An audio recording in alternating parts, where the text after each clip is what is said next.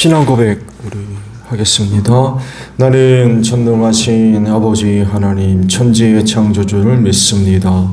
나는 그의 유일하신 아들 우리 주 예수 그리스도를 믿습니다.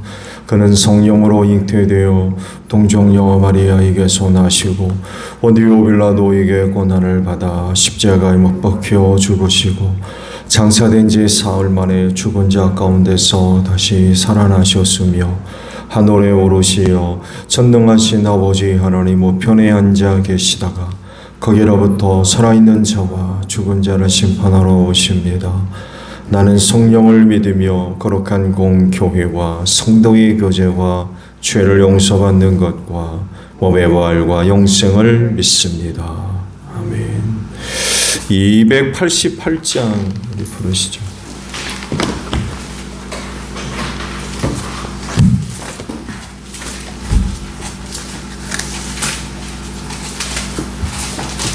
(288장입니다)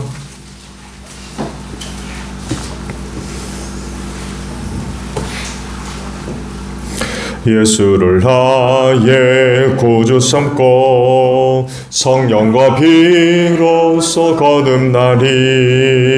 이 세상에서 내 영혼이 하늘의 영광 누리도다.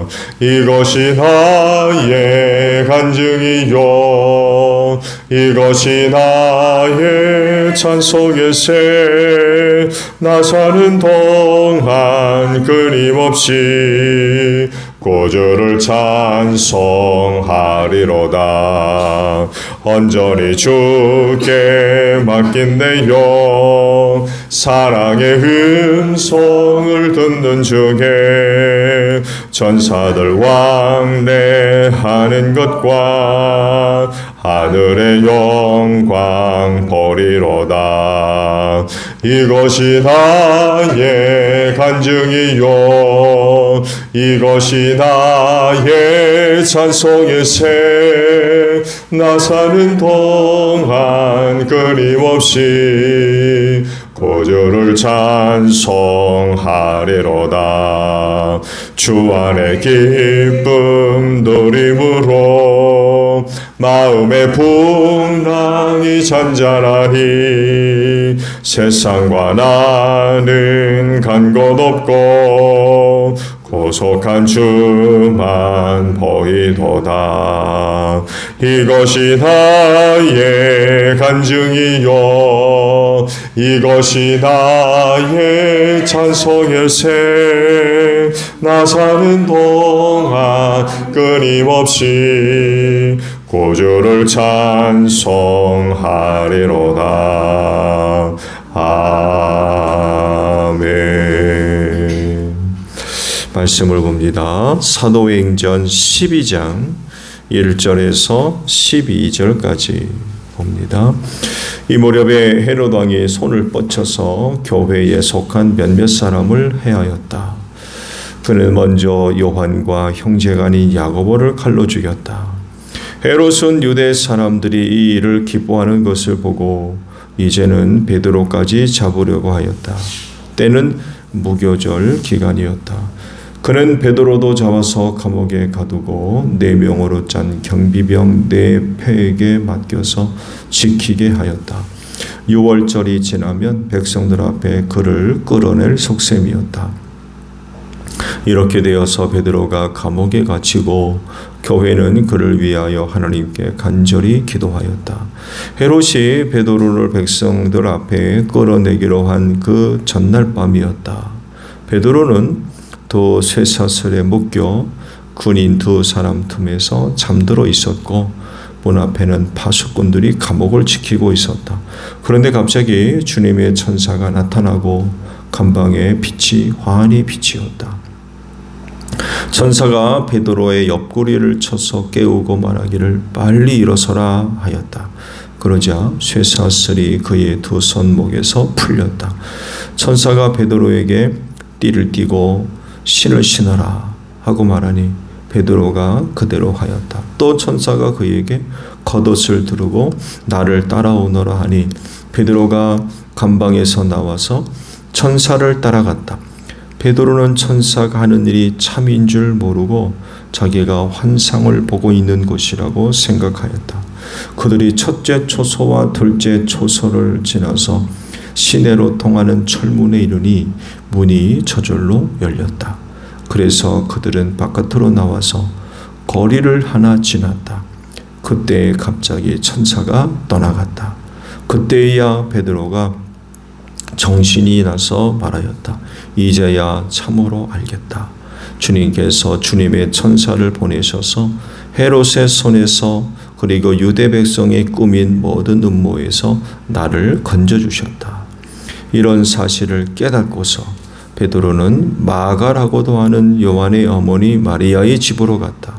거기에는 많은 사람이 모여서 기도하고 있었다. 아멘. 오늘 아침에는요 11절에 있는 말씀을 함께 나누려고 합니다. 11절 상반절에 있는 말씀이에요. 그때야 베드로가 정신이 나서 말하였다라는 말씀입니다.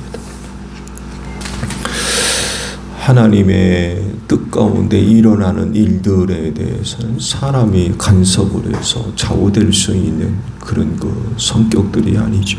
뜻하신 대로 하나님의 일을 이루어 가실 분입니다.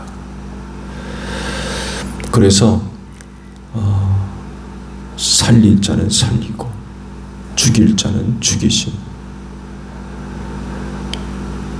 그게 왜 그렇게 되어야 되는지, 그 차이는 또 뭔지 우리는 잘 알지 못해요. 훗날 우리가 하나님 앞에 서게 되면 아마 알게 되겠죠.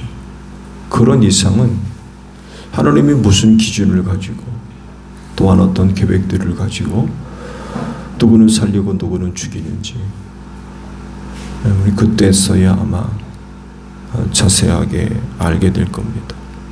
그래서 그런 일들을 통해서 시험에 들거나 낙심하는 그런 그 일들이 없어져야 될 것 같아요. 그런 일들 때문에 시험에 드는 사람들도 상당히 많이 있는데 그럴 필요 전혀 없어요. 하나님이 하시는 일에 시험될 이유가 어디 있습니까? 하시는 일이라고 하면 우리는 거저 믿음을 가지고 순종하며 따를 뿐입니다. 그거 거부할 수 있어요? 하나님이 하시는 일 내 마음에 안 든다고 그거 거절할 수 있습니까? 거부하고 인정하지 않고 그럴 수 있어요? 오히려 그런 모습들이 이루려면 시험에 빠뜨리는 그런 그 이유들이 될 수가 있겠죠. 대부분이 하나님이 하시는 일들을 위하여 우리가 쓰임받는 존재라고 한다면 이것과도 밀접하게 연결이 되어져 있는 것 같아요. 여전히 하나님께서 뜻을 이루셔야 할 그런 그 일들이 남아있다고 하면 그를 들어 사용하시겠죠. 그러므로 은혜를 입은 자라고 하면 하나님의 뜻을 이루는 일에 대해서 최선을 다하는,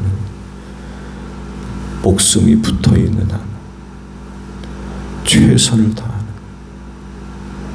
쓰임받는 일에 최선을 다하는 그런 그 모습들이 필요한 것 같아요. 이런 은혜가 베드로에게 임하지요. 그래서 자신의 삶을 온전히 주께 드려지고 또 최선을 다해서 부르심을 받고 세우심을 받은 자들로서의 그 역할, 주어진 사명, 사역, 순교하기까지 잘 감당하죠. 오늘 주신 말씀 보게 되면 베드로가 투옥당한 그런 그 사실에 대해서 말씀을 하고 있죠. 먼저 헤롯이 요한의 형제 야고보를 죽였다고 그래요. 안타까운 일이죠. 이와 대비되는 게 바로 베드로예요. 야고보는 죽었어요. 같은 사람에 의해서. 근데 베드로는 죽을 뻔하다가 정말 기적적인 방법으로 살아남았어요. 말씀 들어보셨죠? 이런 일도 있구나 라고 할 정도로 참 대단히 놀라운 그런 그 방법들이 동원돼서 이런 일도 있을 수 있을까 할 정도로 베드로는 살아나왔어요. 누구는 죽고 누구는 살았어요. 여러분, 그 차이가 뭐예요? 하나님은 야고보를 더 미워하시고 베드로를 더 사랑했기 때문입니까? 하나님은 그런 분 아니시죠. 근데 여하간 야고보와 베드로가 서로 비교가 되고 있습니다. 헤롯이 요한의 형제 야고보를 칼로 죽이자 유대교 사람들이 너무 좋아하는 것을 보게 됐어요. 유대인으로부터 환심을 살 수 있는 방법은 이거로구나 해가지고 이번에는 베드로까지 잡아가지고 죽이려고 하는 이런 그 계획을 세우게 되죠. 헤롯에 대한 말씀을 드리게 되면 당연히 여기서 기록되어 있는 헤롯은 예수님 시대에 계셨던 헤롯, 있었던 헤롯과 다른 인물입니다. 본문에서 말씀하고 있는 헤롯은 아그리파 1세입니다. 근데 헤롯이란 말들을 성경을 보게 되면 자주 언급되고 있는데 자칫 잘못했다간 동일 인물로 생각하기 쉬운데 그렇지 않습니다. 물론 헤롯 대왕의 아들입니다. 그렇지만 동일 인물은 절대로 아닙니다. 그가 두 번째 유대인의 전체 왕이 된 인물입니다. 첫 번째 로마로부터 유대인의 왕이라는 호칭을 받았던 사람이 헤롯 대왕입니다. 그리고 두 번째 유대인의 왕이라는 호칭을 받은 사람이 바로 아그리파 1세입니다. 그럴 정도로 정치에 있어서 아주 수완이 좋았던 그런 사람이었습니다. 지금 하는 일도 지극히 정치적이에요. 지금 하고 있는 일이 종교적으로 집행된 일이 아니라 정치적으로 수행된 그런 일, 유대인으로부터 환심을 사기 위한 수단으로서 베드로를 죽이려고 했고, 당연히 야고보도 마찬가지입니다. 아그리파 1세는 훗날 하나님께 돌아갈 영광을 가로채다가 벌레가 먹어서 죽었다 라고 기록하고 있는 바로 그 사람입니다. 아그리파 1세의 내용을 좀 더 알게 되면 먼저 헤롯 대왕은요, 혈통적으로 문제가 좀 있었어요. 정통 유대인이 아니었습니다. 그러다 보니까 유대인들로부터 늘 견제를 받아왔어요. 왕으로서 인정을 하지를 않았고요. 그러다 보니까 그 왕으로서 인정을 받고 싶어하는 욕구가 굉장히 강했습니다.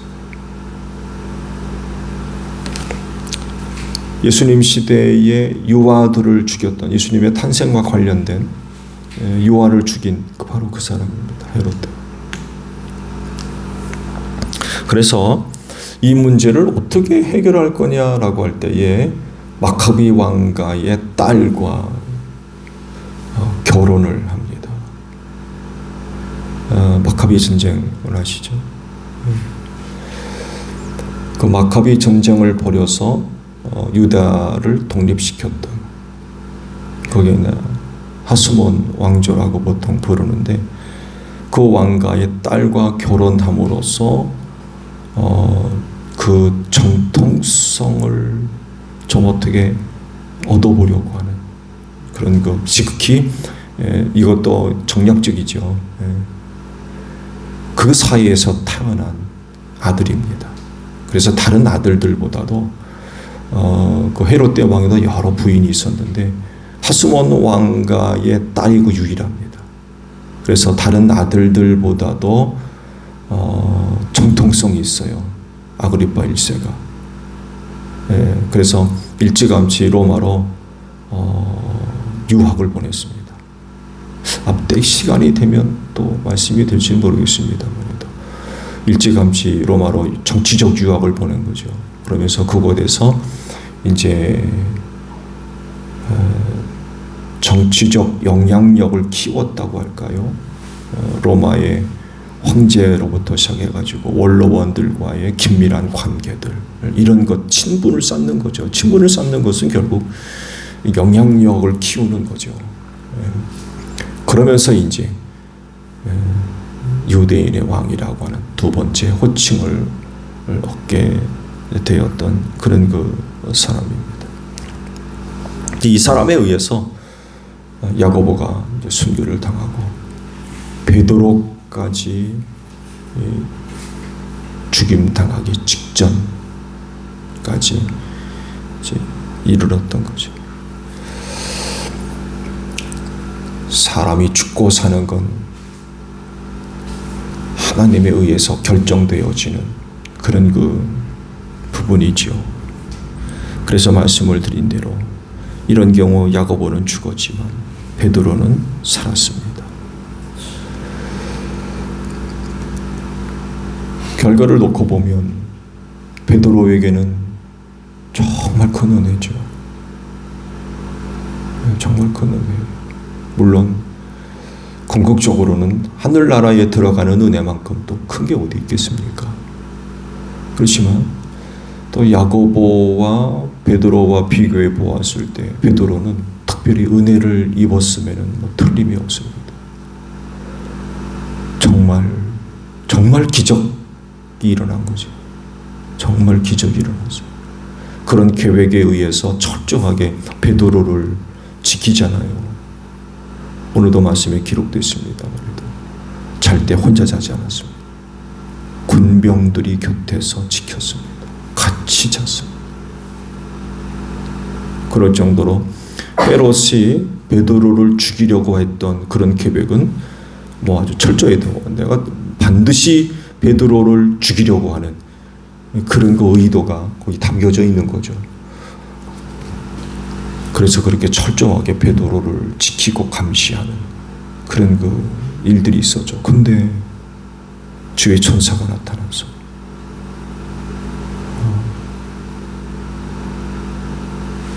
그를 베어있던 모든 것들이 다 풀리고 감옥문이 열리고 그리고는 어려운이 떠나가는 베드로도 그래요. 환상인 줄 알았대. 놀라운 일이 그에게 벌어진 것만큼 베드로는 참 하나님으로부터 특별한 그런 그 은혜를 입었습니다. 자, 그러면 베드로는 앞으로 어떻게 하면 되겠습니까? 왜 살려주셨죠? 살려주지 않으셨으면 그는 꼼짝없이 죽어야 했습니다. 풀려날 방법이 없어요. 이런 방법이 아니면 살아날 방법이 없는 거예요. 그래서 이제 질문이 생기는 거죠. 인간의 생사화복을 하나님이 주관하신다고 하면 누구는 데려가시고 누구는 살려주셨거든요. 하나님은 왜 베드로를 살려주셨을까?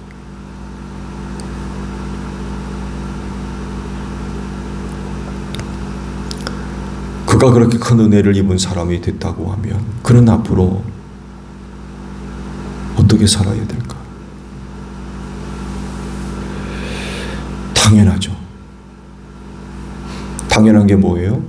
자기에게 은혜를 베풀어 주신 하나님을 위해 열심을 다해서 자기에게 맡겨주신 사명, 사역, 사도의 직분, 특히 주께서 그를 부르셨을 때 내가 너희로 사람 닦는 어부 되게 하겠다 그러셨거든요.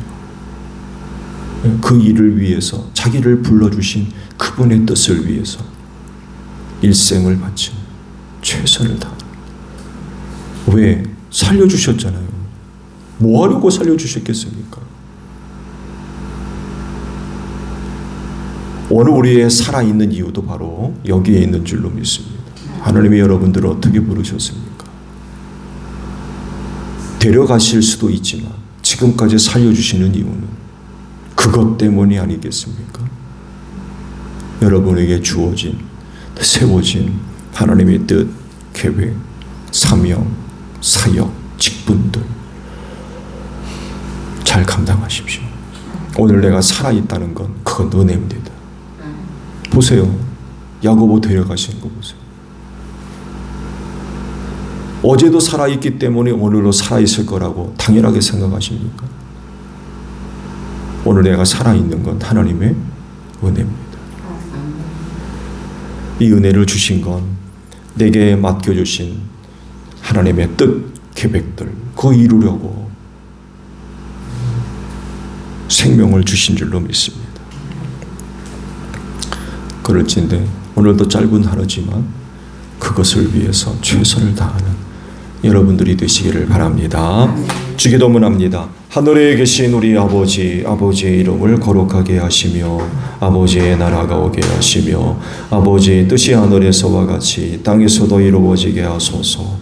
오늘 우리에게 일용할 양식을 주시고 우리가 우리에게 잘못한 사람을 용서하여 준 것 같이 우리 죄를 용서하여 주시고 우리를 시험에 빠지지 않게 하시고 악에서 구하소서. 나라와 권능과 영광이 영원히 아버지의 것입니다.